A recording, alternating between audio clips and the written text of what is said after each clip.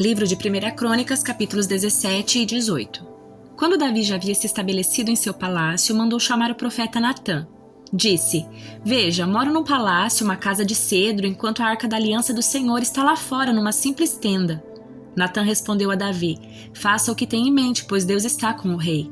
Naquela mesma noite, porém, Deus disse a Natã: Vai e diga a meu servo Davi que assim diz o Senhor: Não será você que construirá uma casa para eu habitar. Desde o dia em que tirei os israelitas do Egito até hoje, nunca morei numa casa. Sempre acompanhei o povo de um lugar para outro numa tenda, num tabernáculo. E, no entanto, onde quer que tenha ido com os israelitas, nunca me queixei aos líderes de Israel, aos pastores do meu povo. Nunca lhes perguntei: por que não construíram para mim um palácio, uma casa de cedro? Agora vai e diga a meu servo Davi que assim diz o Senhor dos Exércitos: Eu o tirei das pastagens onde você cuidava das ovelhas e o escolhi para ser o líder do meu povo Israel. Estive com você por onde andou e destruí todos os seus inimigos diante dos seus olhos. Agora tornarei seu nome tão conhecido quanto dos homens mais importantes da terra. Providenciarei uma terra para o meu povo Israel e os plantarei num lugar seguro onde jamais serão perturbados. Nações perversas não os oprimirão como fizeram no passado, desde o tempo em que nomeei juízes para governar meu povo Israel. Também derrotarei todos os seus inimigos. Além disso, eu declaro que o Senhor fará uma casa para você, uma dinastia real. Pois quando você morrer e se reunir a seus antepassados, escolherei um dos seus filhos de sua própria descendência e estabelecerei seu reino. Ele é que construirá uma casa para mim e estabelecerei seu trono para sempre. Eu serei seu pai e ele será meu filho. Jamais retirarei dele meu favor como retirei daquele que governou antes de você. Eu o confirmarei para sempre como rei sobre a minha casa e sobre o meu reino, e seu trono será estabelecido para sempre. Natã voltou até Davi e contou ao rei tudo o que o Senhor tinha lhe revelado. Então o rei Davi entrou no santuário, pôs-se diante do Senhor e orou: Quem sou eu, ó Senhor Deus, e o que é minha família para que me trouxesses até aqui? E agora, Deus, como se isso não bastasse, dissestes que dará ao teu servo uma dinastia duradoura. Como alguém pode ser tão privilegiado, ó Senhor Deus? Que mais posso dizer sobre o modo como me honraste? Tu sabes como teu servo é de fato.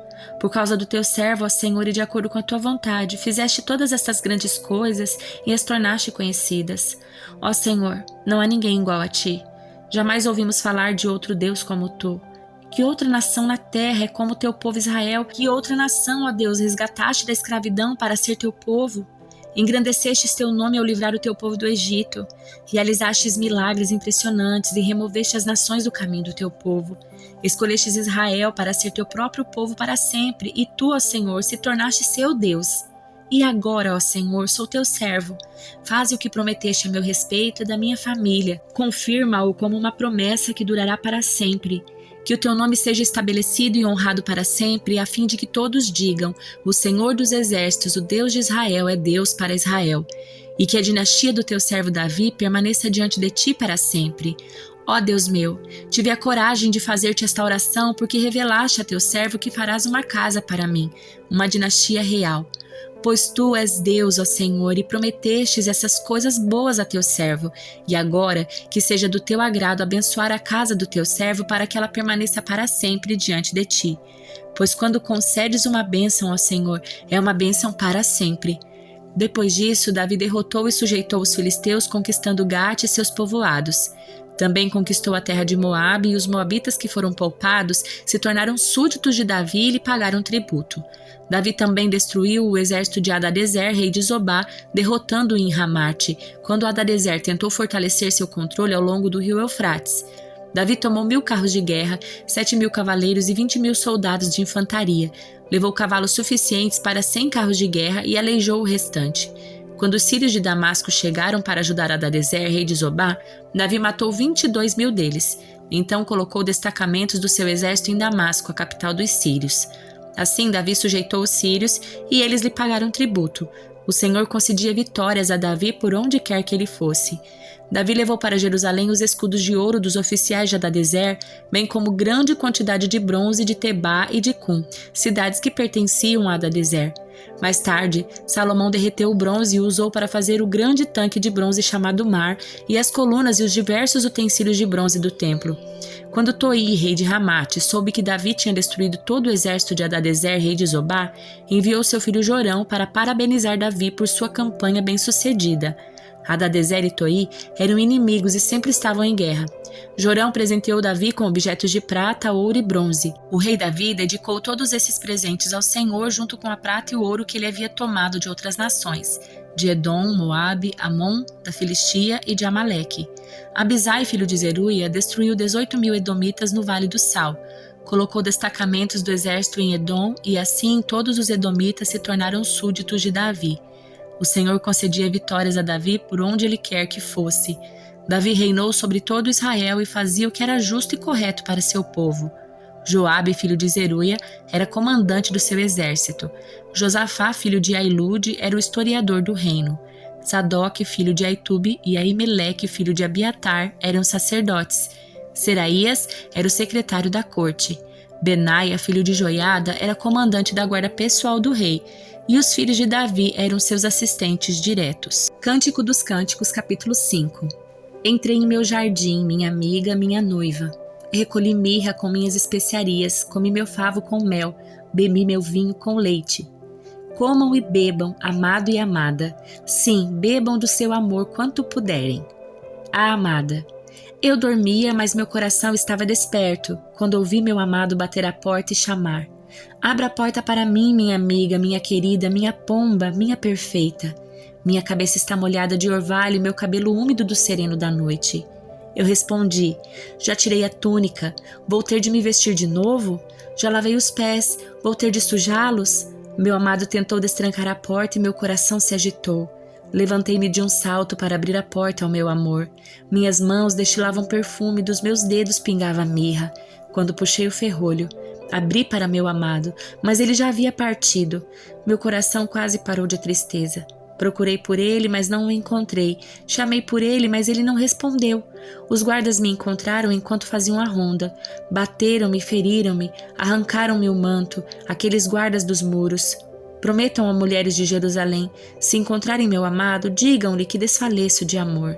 Digam-nos, mulher de beleza incomparável, porque seu amado é melhor de todos os outros. O que ele tem de tão especial para fazermos a você essa promessa? A amada. Meu amado é moreno e fascinante. Ele se destaca no meio da multidão. Sua cabeça é como ouro puro, seu cabelo ondulado, preto como o corvo. Seus olhos são como pombas junto aos riachos, incrustados com joias lavadas em leite. Suas faces são como jardins de especiarias que espalham sua fragrância. Seus lábios são como lírios perfumados com mirra. Seus braços são como barras redondas de ouro enfeitadas com berilo. Seu ventre é como marfim polido que resplandece com safiras. Suas pernas são como colunas de mármore apoiadas em bases de ouro puro. Seu porte é majestoso como os dos cedros do Líbano. Sua voz é a própria doçura. Ele é desejável em todos os sentidos. Esse, ó mulheres de Jerusalém, é meu amado, meu amigo. Carta aos Colossenses, capítulo 2. Quero que saibam quantas lutas tenho enfrentado por causa de vocês e dos que estão em Laodiceia e por muitos que não me conhecem pessoalmente. Que eles sejam encorajados e unidos por fortes laços de amor e tenham plena certeza de que entendem o segredo de Deus, que é o próprio Cristo. Nele estão escondidos todos os tesouros de sabedoria e conhecimento. Eu lhes digo isso para que ninguém os engane com argumentos bem elaborados, pois embora eu esteja longe, meu coração está com vocês. Eu me alegro de que estejam vivendo como devem e de que sua fé em Cristo seja forte. E agora, assim como aceitaram Cristo Jesus como Senhor, continuem a segui-lo. Aprofundem nele suas raízes e sobre ele edifiquem a sua vida. Então sua fé se fortalecerá na verdade que lhe foi ensinada e vocês transbordarão de gratidão. Não permitam que os outros os escravizem com filosofias vãs e invenções enganosas provenientes do raciocínio humano, com base nos princípios espirituais deste mundo e não em Cristo, pois nele habita em corpo humano e toda a plenitude de Deus. Portanto, porque estão nele, o cabeça de todo governante e autoridade, vocês também estão completos. Em Cristo vocês foram circuncidados, mas não por uma operação física, e sim espiritual, na qual foi removido o domínio da sua natureza humana. No batismo, vocês foram sepultados com Cristo e com ele foram ressuscitados para a nova vida por meio da fé no grande poder de Deus que ressuscitou Cristo dos mortos. Vocês estavam mortos por causa dos seus pecados e da incircuncisão da sua natureza humana. Então Deus lhes deu vida com Cristo, pois perdoou todos os nossos pecados. Ele cancelou o registro de acusações contra nós, removendo e pregando na cruz. Desse modo, desarmou os governantes das autoridades espirituais e os envergonhou publicamente ao vencê-los na cruz. Portanto, não deixem que ninguém os condene pelo que comem ou bebem ou por não celebrarem certos dias santos, as cerimônias de lua nova ou os sábados, pois essas coisas são apenas sombras da realidade futura e o próprio Cristo é essa realidade.